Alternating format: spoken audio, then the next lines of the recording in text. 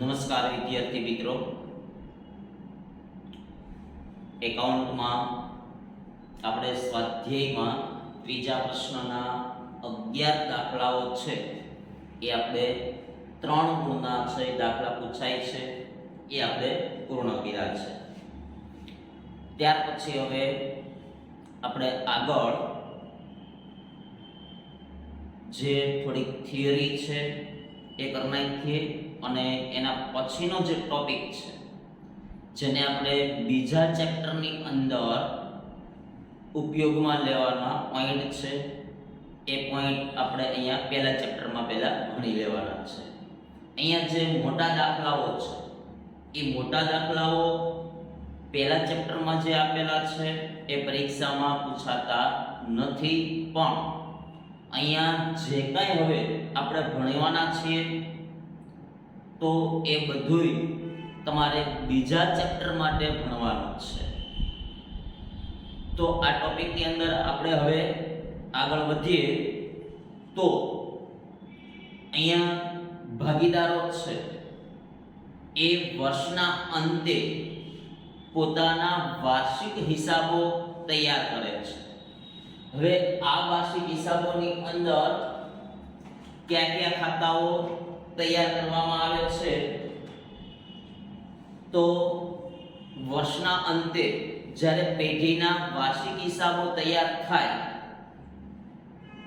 ત્યારે અહીંયા પેઢીના ચોપડે વેપાર ખાતું, નફા નુકસાન ખાતું, નફા નુકસાન ફાળવણી ખાતું, ભાગીદારોના મૂડી ખાતા અથવા તો ભાગીદારોના ચાલુ ખાતા અને પાકું સરવૈયું, આટલા ખાતાઓ છે એ અહીંયા તૈયાર કરવામાં આવે છે।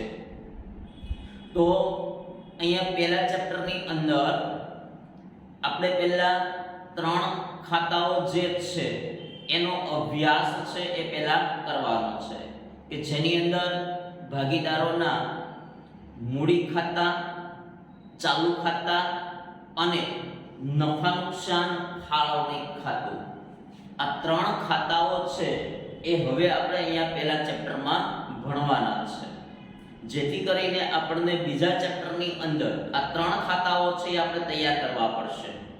તો એ અત્યારે આપણે જો પહેલા ચેપ્ટરમાં 3 ખાતાઓ ભણી જઈએ તો આપણને બીજા ચેપ્ટરની અંદર આ 3 ખાતાઓ છે એ આપણને પરફેક્ટ આવડી ગયા હશે। તો અહીંયા સૌથી પહેલા વાત કરીએ ભાગીદારોના મૂડી ખાતાની। તો અહીંયા ભાગીદારોના મૂડી ખાતા એ શા માટે તૈયાર કરવામાં આવે છે, મૂડી ખાતાની કેટલી પદ્ધતિઓ છે, મૂડી ખાતાની અંદર કઈ કઈ વિગતો દર્શાવવામાં આવે છે, આ બધી બાબતો છે એનો અભ્યાસ છે એ આપણે અહીંયા કરવાનો છે। તો અહીંયા સૌથી પહેલા આપણે જોઈએ ભાગીદારોના મૂડી ખાતા।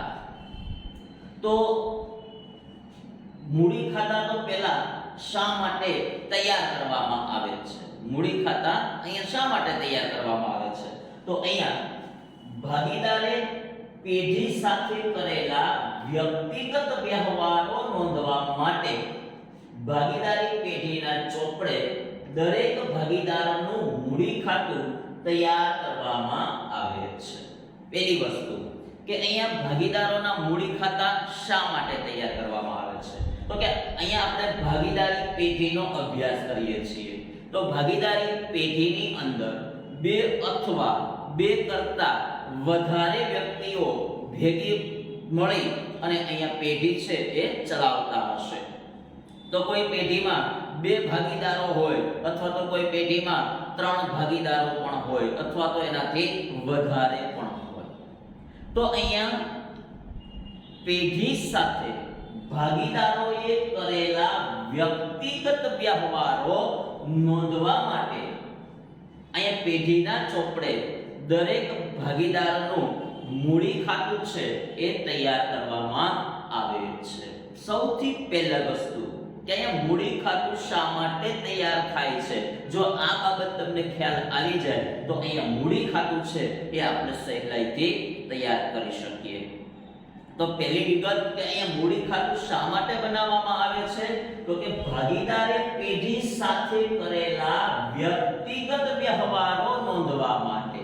એટલે કે અહીંયા કોઈ ભાગીદારે પેઢી સાથે વ્યક્તિગત વ્યવહારો છે એ કરેલા હોય છે. વ્યક્તિગત વ્યવહારો કોને કહેવાય તો કે અહીંયા ભાગીદારોએ પેઢીને મૂડી આપેલી હશે. અહીંયા ભાગીદારોએ પેઢીમાંથી ઉપાડ કરેલો હશે. એવી રીતના આપણે આગળ ભાગીદારી પેઢીનું કરારનામું ભણી ગયા હતા. એની અંદર મૂડી ઉપર વ્યાજ, ઉપાડ ઉપર વ્યાજ, આ બધી બાબતોનો આપણે આગળ અભ્યાસ કરેલો હતો. તો એ મૂડી ઉપર વ્યાજ છે એ પેઢી ભાગીદારને ચૂકવશે. એવી રીતના ભાગીદારોએ ઉપાડ કરેલો હશે તો ઉપાડ પર વ્યાજ ભાગીદારો પેઢીને ચૂકવશે. તો અહીંયા ધંધાની અંદર પેઢી અને ભાગીદારો વચ્ચે વ્યવહારો થતા હશે. તો એ કયા ભાગીદારે કયા વ્યવહારો પેઢી સાથે કરેલા છે એ નક્કી કરવા માટે અહીંયા વર્ષના અંતે ભાગીદારોની મૂડી કેટલી છે અને શરૂઆતમાં ભાગીદારોની મૂડી કેટલી હતી આ બધું અહીંયા નક્કી કરવા માટે અહીંયા પેઢીના ચોપડે મૂડી ખાતું છે એ તૈયાર કરવામાં આવે છે. અહીંયા ભાગીદારો શરૂઆતમાં જે રકમ મૂડી તરીકે લાવે તે અને કોઈ પણ કારણથી ભાગીદારોની મૂડીમાં વધારો કરતા વ્યવહારો મૂડી ખાતાની જમા બાજુ દર્શાવવામાં આવે છે. અહીંયા પહેલી વસ્તુ કે મૂડી ખાતાની જમા બાજુ ભાગીદારોએ જ્યારે ધંધાની શરૂઆત કરી હશે ત્યારે ભાગીદારોએ લાવેલ મૂડી એને શરૂઆતની મૂડી કહેવાય. ત્યાર પછી વર્ષ પૂરું થાય અને જે મૂડી આવે એને ભાગીદારોની આખરની મૂડી કહેવાય. ફરી પાછું નવું વર્ષ શરૂ થાય તો આજની આખરની મૂડી છે એ આવતીકાલે પાછી શરૂઆતની મૂડી બને. તો અહીંયા ભાગીદારો શરૂઆતમાં જે રકમ મૂડી તરીકે લાવે છે તે રકમ અને કોઈ પણ કારણથી ભાગીદારોની મૂડીમાં વધારો કરતા વ્યવહારો મૂડી ખાતાની જમા બાજુ દર્શાવવામાં આવે છે. એટલે કે અહીંયા ભાગીદારો વર્ષની શરૂઆતમાં જે મૂડી લાવે છે એને શરૂઆતની મૂડી કહેવાય અને એ શરૂઆતની મૂડી છે એ મૂડી ખાતાની જમા બાજુ દર્શાવવામાં આવે છે. તે ઉપરાંત વર્ષ દરમિયાન જો કોઈ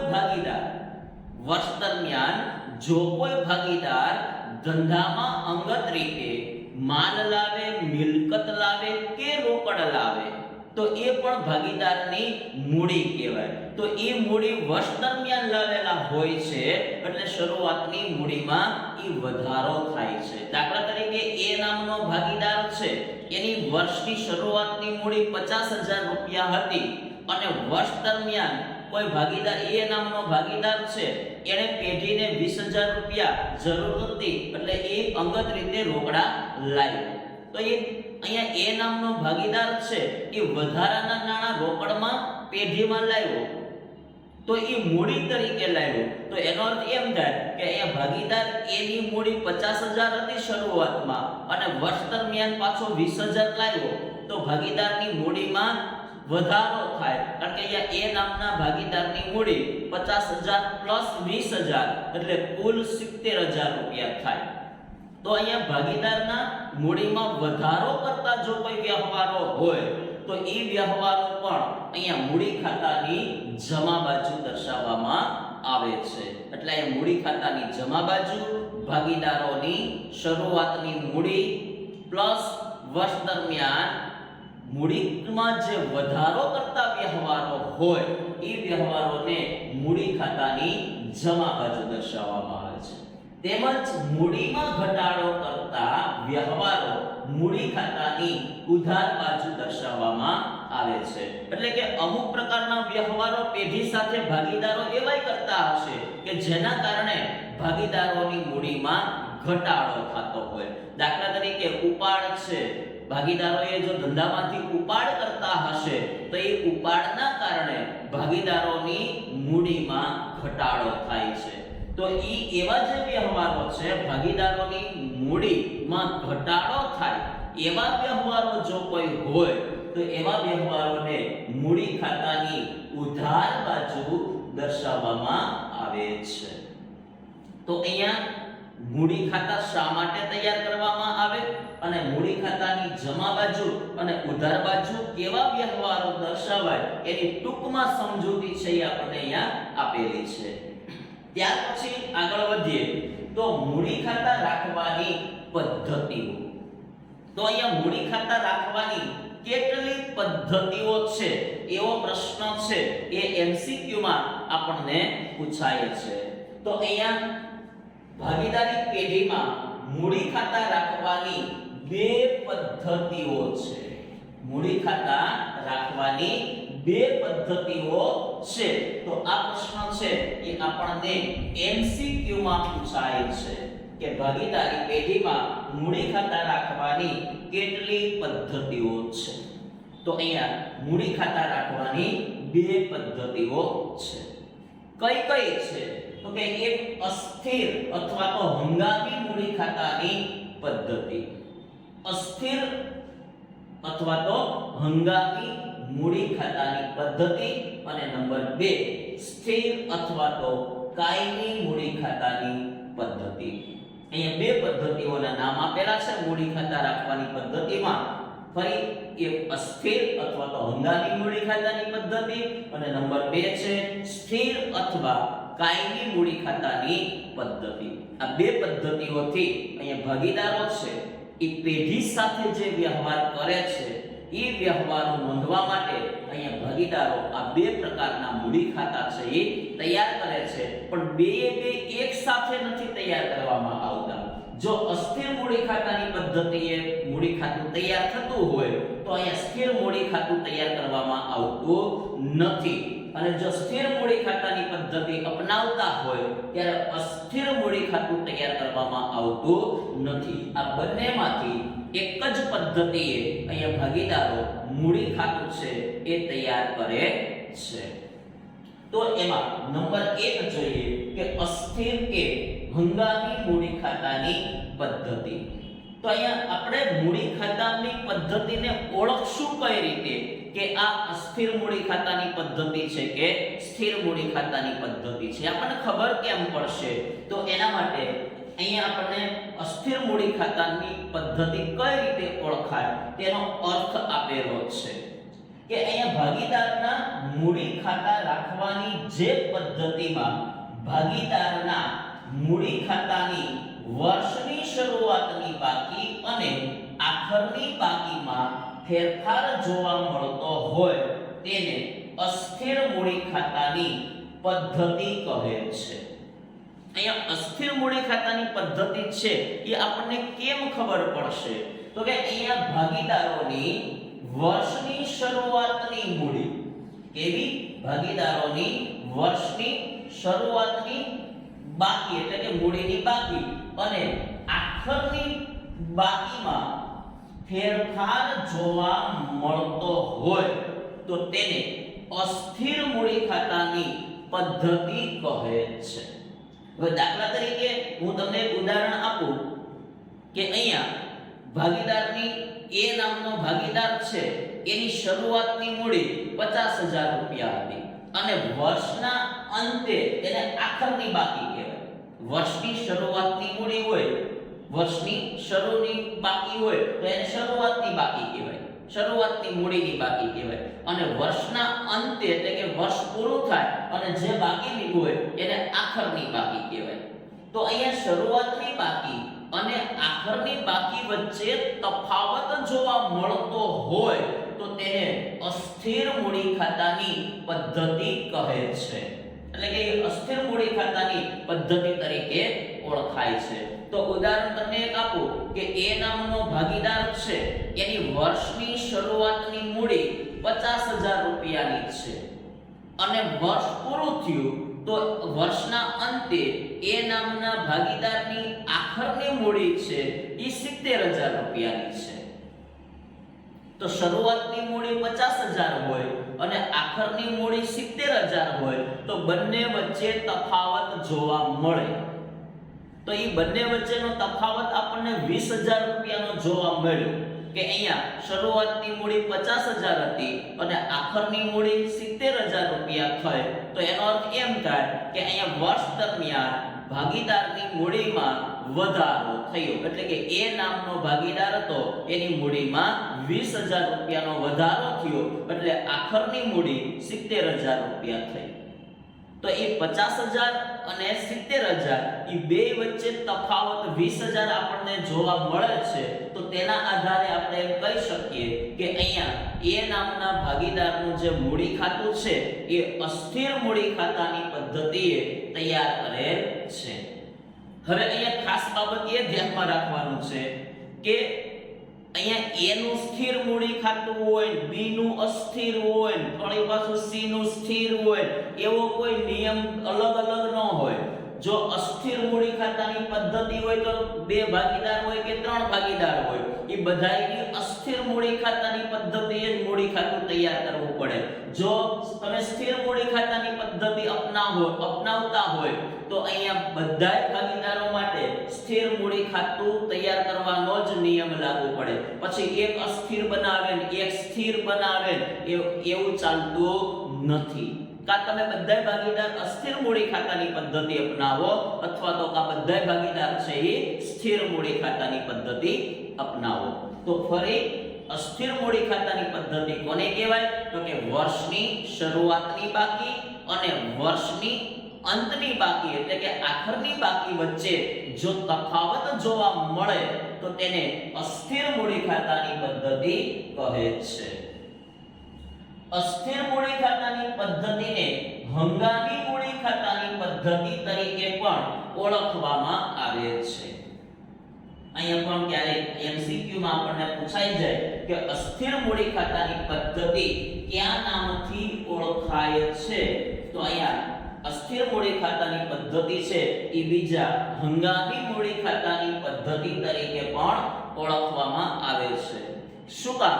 તો કે અહીંયા ભાગીદારો છે એ વર્ષ દરમિયાન જે પહેલા તો ભાગીદારોની જે શરૂઆતની મૂડી હતી અને વર્ષ દરમિયાન ભાગીદારો છે એ પેઢીમાંથી ઉપાડ કરતા હશે, વધારાની મૂડી લાવતા હશે, એટલે અહીંયા ભાગીદારોની મૂડીમાં ફેરફાર જોવા મળે અને ફેરફાર જોવા મળે એને હંગામી મૂડી ખાતાની પદ્ધતિ કહેવાય. એટલે અહીંયા અસ્થિર મૂડી કયો કે હંગામી પદ્ધતિ કયો એ બંને સરખું જ કહેવાય. એટલે અહીંયા અસ્થિર મૂડી ખાતાની જે પદ્ધતિ છે એને હંગામી મૂડી ખાતાની પદ્ધતિ તરીકે પણ ઓળખવામાં આવે છે. અસ્થિર અથવા તો હંગામી મૂડી ખાતાની પદ્ધતિમાં મૂડીની રકમ બદલાતી હોવાથી મૂડી પર વ્યાજ પણ દર વર્ષે બદલાતું રહે છે. જો અહીંયા દર વર્ષે ભાગીદારોની મૂડી છે એ અલગ અલગ હોય, કારણ કે એ દર વર્ષે, કારણ કે અસ્થિર મૂડી ખાતું છે એટલે અહીંયા ભાગીદારોની મૂડીમાં શું થતું હશે? તો કે ફેરફાર જોવા મળતો હશે. એટલે જો અહીંયા ભાગીદારોની મૂડીમાં દર વર્ષે ફેરફાર જોવા મળે તો ભાગીદારોની મૂડી છે એ દર વર્ષે અલગ અલગ આવે છે.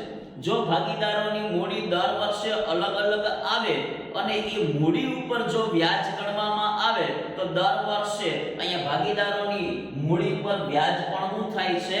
તો કે એ અલગ અલગ આવે છે. તો અહીંયા દર વર્ષે ભાગીદારોની મૂડી છે એ બદલાય છે. તો એ દર વર્ષે એ મૂડી ઉપર જો વ્યાજ ગણવામાં આવે તો મૂડી પર વ્યાજ પણ શું થાય છે?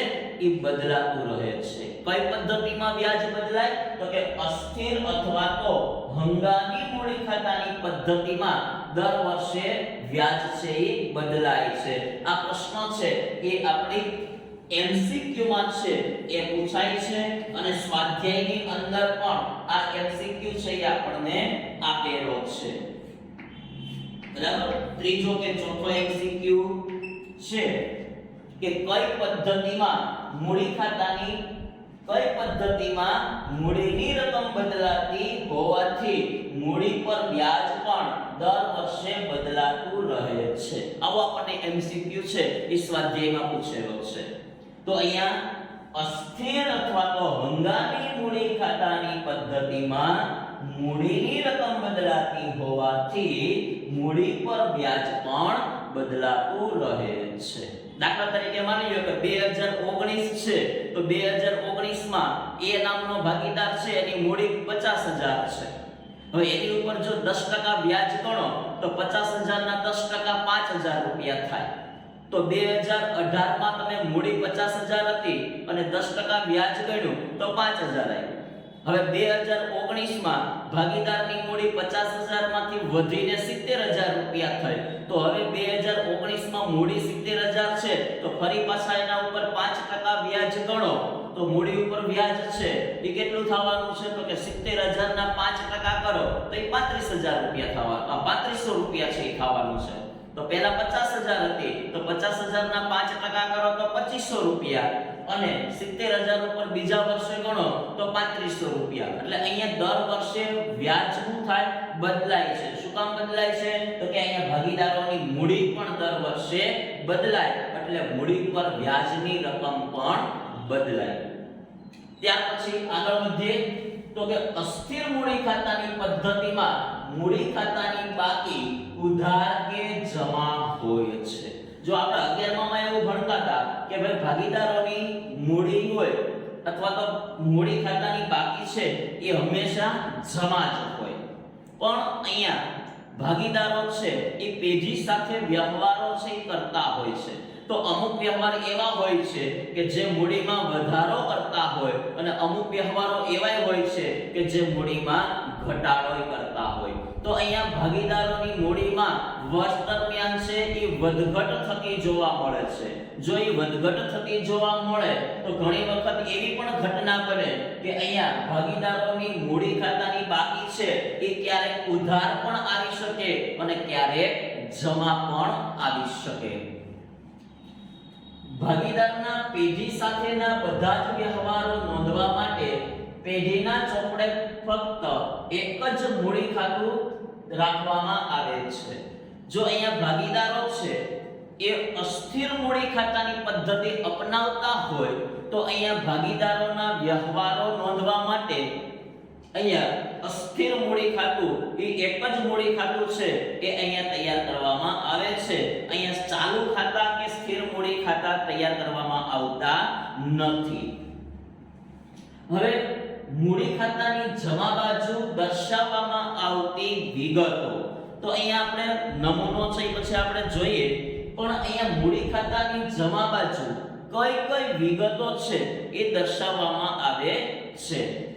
તો અહીંયા ભાગીદારોની મૂડીની શરૂઆતની જમા બાકી. જો તમે જમા બાજુ વિગતો દર્શાવતા હોય તો પહેલી વિગત દર્શાવાય ભાગીદારોની શરૂઆતની જમા બાકી. જો મૂડીની હોય તો એ શરૂઆતની મૂડી જમા બાકી હોય એ જમા બાજુ દર્શાવાય.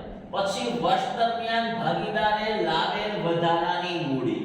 જો કોઈ ભાગીદારે વર્ષ દરમિયાન માલ લાવે, મિલકત લાવે કે રોકડ લાવે એને મૂડી જ કહેવાય. એટલે કોઈ માલ સ્વરૂપે મૂડી લાવે, કોઈ મિલકત સ્વરૂપે મૂડી લાવે કે કોઈ રોકડ સ્વરૂપે મૂડી લાવે. પણ જો કોઈ ભાગીદાર વર્ષ દરમિયાન વધારાની મૂડી લાવે તો એ વધારાની મૂડી મૂડી ખાતાની જમા બાજુ દર્શાવાય છે. એવી રીતના મૂડી પર વ્યાજ. મૂડી પર વ્યાજ તો આપણે આગળ લક્ષણોમાં કરારનામાની વિગતોમાં આપણે બધું જોયું હતું કે અહીંયા મૂડી પર વ્યાજ છે એ પેઢીનો ખર્ચ છે અને ભાગીદારની આવક છે. કારણ કે અહીંયા ભાગીદારો છે એ પેઢીને મૂડી આપે છે તો પેઢી મૂડી ઉપર વ્યાજ ચૂકવે છે. તો મૂડી પર વ્યાજ છે એ ભાગીદારની આવક છે.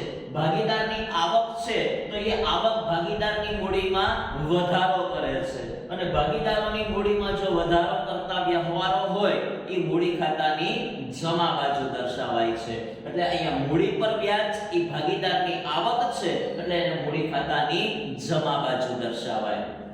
પછી ભાગીદારોને મળેલ પગાર, બોનસ, મહેનતાણું, કમિશન. તો આપણે અહીંયા જો આપણે કરારનામાની અંદર જોગવાઈ કરેલી હોય અને કોઈ ભાગીદાર સક્રિય ભાગીદાર હોય તો એ ભાગીદારને આપણે પગાર ચૂકવવાનો હોય, બોનસ ચૂકવવાનું હોય કે કમિશન મહેનતાણું ચૂકવવાનું હોય તો એ પેઢી ભાગીદારને ચૂકવશે. જો પેઢી ભાગીદારને ચૂકવશે તો એ ભાગીદારની મૂડીમાં વધારો થાય, કારણ કે એ એની આવક છે, ભાગીદારની આવક છે. એટલે અહીંયા ભાગીદારને મળેલ પગાર, બોનસ, કમિશન, મહેનતાણું એ મૂડીમાં વધારો કરતા વ્યવહારો છે, એટલે એને મૂડી ખાતાની જમા બાજુ દર્શાવાય. એવી રીતના વેચણી પાત્ર નફો કે અહીંયા વર્ષના અંતે જે પેઢીનો નફો થયો હશે અને એ નફો ભાગીદારો વચ્ચે વેચવામાં આવે એને વેચણી પાત્ર નફો કહેવાય. તો એ વેચણી પાત્ર નફો ભાગીદારો છે એ વર્ષના અંતે વેચી લેતા હોય છે અને વર્ષના અંતે આ નફો વેચી અને એને મૂડી ખાતાની જમા બાજુ છે એ નફાને લઈ જવામાં આવે છે, કારણ કે એ નફો છે એ ભાગીદારોની આવક થઈ જાય, એ નફો ભાગીદારને મળે છે, એટલે એ નફો ભાગીદારની મૂડીમાં વધારો કરતો વ્યવહાર છે, એટલે એ ભાગીદારનો ભાગનો નફો એ ભાગીદારના મૂડી ખાતાની જમા બાજુ દર્શાવાય છે.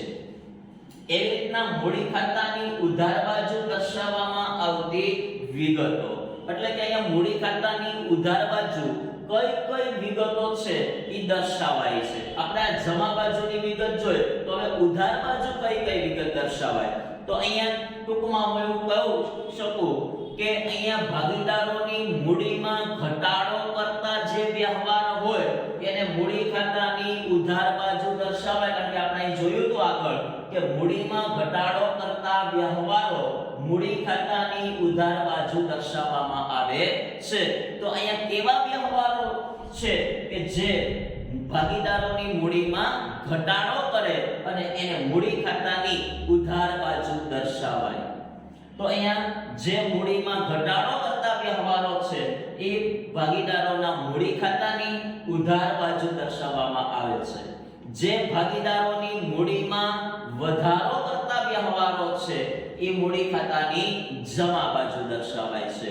એટલે કે અહીંયા મૂડી ખાતાની જમા બાજુ ભાગીદારોની આવક દર્શાવાય અને ઉધાર બાજુ છે એ ભાગીદારનો ખર્ચ દર્શાવાય, કારણ કે આ વ્યવહારો છે એ ભાગીદાર ખર્ચ થાય અને ભાગીદારનો ખર્ચ થાય એટલા માટે એને એની મૂડીમાં ઘટાડો કરે, એટલે એ મૂડી ખાતાની ઉધાર બાજુ દર્શાવાય. તો અહીંયા કયા કયા વ્યવહારો છે તો કે અહીંયા ભાગીદારોની મૂડી ખાતાની શરૂઆતની ઉધાર બાકી. જો અહીંયા આપણે ઉપર જોયું હતું કે અહીંયા અસ્થિર મૂડી ખાતાની પદ્ધતિ હોય તો મૂડી ખાતાની બાકી છે એ ઉધાર કે જમા હોય છે. જો જમા બાકી હોય તો મૂડી ખાતાની જમા બાજુ દર્શાવાય અને જો ઉધાર બાકી હોય તો એને મૂડી ખાતાની ઉધાર બાજુ દર્શાવાય. અહીંયા મોટા ભાગે મૂડી ખાતાની જમા બાકી જ જોવા મળે છે, ઉધાર બાકી છે આપણને ક્યારેક જ જોવા મળે છે. જો ભાગીદારોની મૂડી તૂટ હોય તો અહીંયા ઉધાર બાકી છે એ દર્શાવે છે, પણ જો ઉધાર બાકી હોય તો અહીંયા મૂડી ખાતાની ઉધાર બાજુ દર્શાવાય. ત્યાર પછી ભાગીદારોએ કરેલ ઉપાડ. જો વર્ષ દરમિયાન કોઈ ભાગીદારોએ પેઢીમાંથી માલ, મિલકત કે રોકડ અંગત વપરાશ માટે લઈ જાય તો એને આપણે ઉપાડ કહીએ છીએ. જો એ વર્ષ દરમિયાન કોઈ ભાગીદારોએ ઉપાડ કરેલ હોય તો એ ઉપાડની રકમ છે એ મૂડી ખાતાની ઉધાર બાજુ દર્શાવાય, કારણ કે ઉપાડના કારણે ભાગીદારની મૂડીમાં ઘટાડો થાય છે. એવી રીતના ઉપાડ પર વ્યાજ. તો ઉપાડ પર વ્યાજ એ ભાગીદાર પેઢીને ચૂકવશે, એટલે ભાગીદારનો ખર્ચ થાય. ભાગીદારનો ખર્ચ થાય એટલે ભાગીદારની મૂડીમાં ઘટાડો થાય, એટલે અહીંયા ઉપાડ પર વ્યાજ એ મૂડી ખાતાની ઉધાર બાજુ દર્શાવાય છે.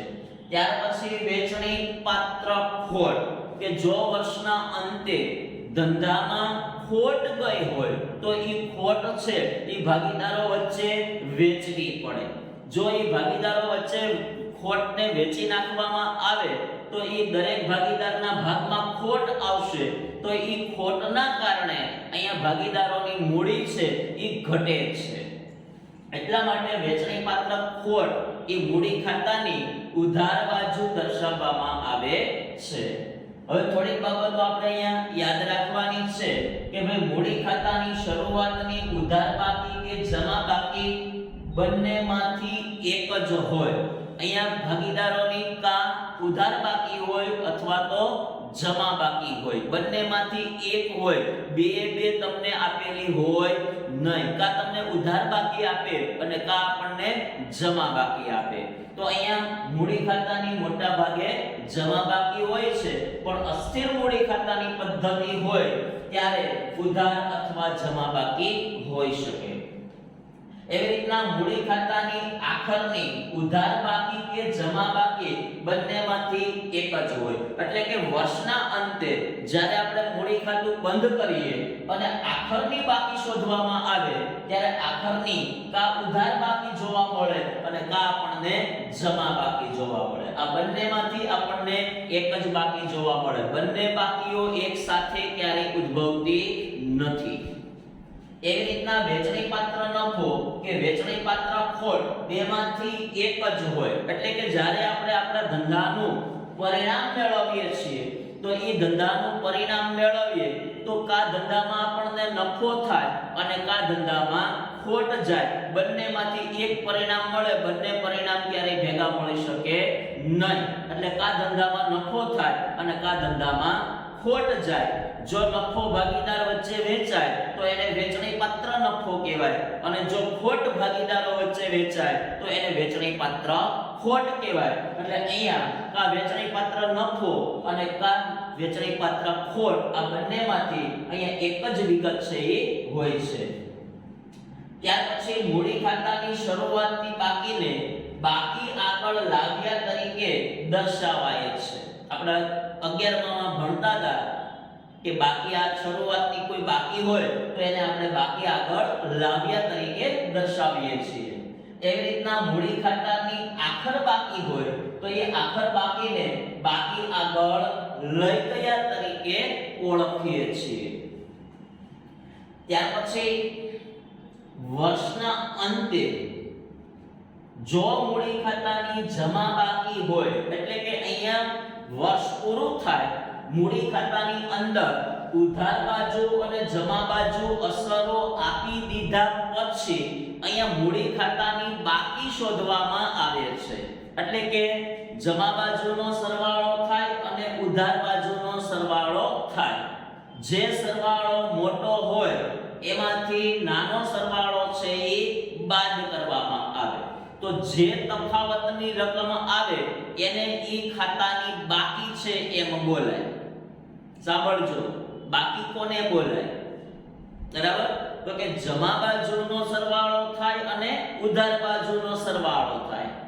તો જે સરવાળામાંથી મોટા સરવાળામાંથી નાનો સરવાળો બાદ થાય અને તફાવતની રકમ જે આવે એને તે ખાતાની બાકી એવો શબ્દ બોલાય છે.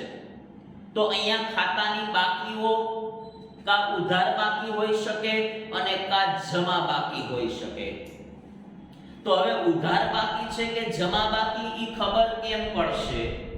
તો કે જો જમા બાજુનો સરવાળો મોટો થાય તો તફાવતની રકમને જમા બાકી બોલાય, અને જો ઉધાર બાજુનો સરવાળો મોટો થાય તો તફાવતની રકમને ઉધાર બાકી બોલાય. આ રીતે બાકી ઉધાર છે કે જમા એ રીતે ઓળખી શકાય. તો માની લો કે તમે મૂડી ખાતું બનાવેલું છે તો મૂડી ખાતાનો જમા બાજુનો સરવાળો મોટો થયો અને ઉધાર બાજુનો સરવાળો નાનો થયો, તો મોટા સરવાળામાંથી નાનો સરવાળો બાદ કરો એટલે જે તફાવતની રકમ આવે તો એને જમા બાકી કહેવાય. કારણ કે જમા બાજુનો સરવાળો મોટો થયો તો અને ઉધાર બાજુનો સરવાળો નાનો થયો તો જમા બાજુનો સરવાળો મોટો થયો એટલે જે તફાવત આવે એ તફાવતની રકમને જમા બાકી બોલાય. માની લો ઉધાર બાજુનો સરવાળો મોટો થયો અને જમા બાજુનો નાનો થયો તો જે તફાવત આવે તો એને ઉધાર બાકી બોલાય. તો આ રીતે અહીંયા કોઈ પણ ખાતાની બાકી છે એ આ રીતે આપણે નક્કી કરી શકીએ છીએ. તો અહીંયા વર્ષના અંતે જો મૂડી ખાતાની જમા બાકી હોય એટલે કે જમા બાજુનો સરવાળો મોટો થયો હશે અને ઉધાર બાજુનો સરવાળો નાનો થયો હશે તો એ તફાવતની રકમને જમા બાકી બોલવામાં આવે છે.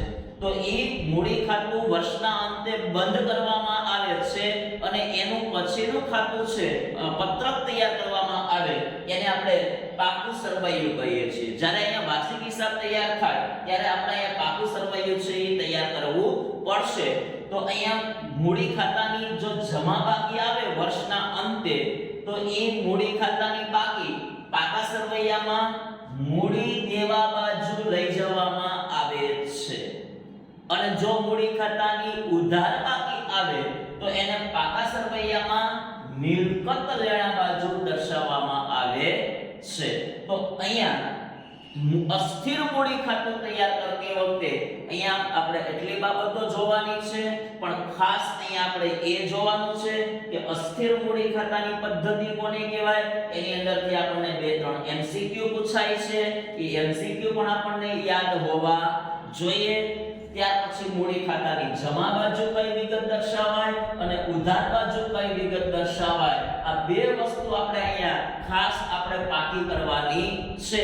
જો આ બે વસ્તુ તમને પાકી થઈ જાય તો તમને અહીંયા અસ્થિર મૂડી ખાતાનો નમૂનો કઈ રીતે તૈયાર કરવો એ આપણને યાદ રહી જાય. તો આ રીતે આપણે અહીંયા મૂડી ખાતું અસ્થિર મૂડી ખાતું તૈયાર કરેલું છે. તો અસ્થિર મૂડી ખાતું કઈ રીતે તૈયાર કરવું એના માટેની માહિતી છે એ જોઈ આ પાકી બુકમાં તમારે લખવાનું છે.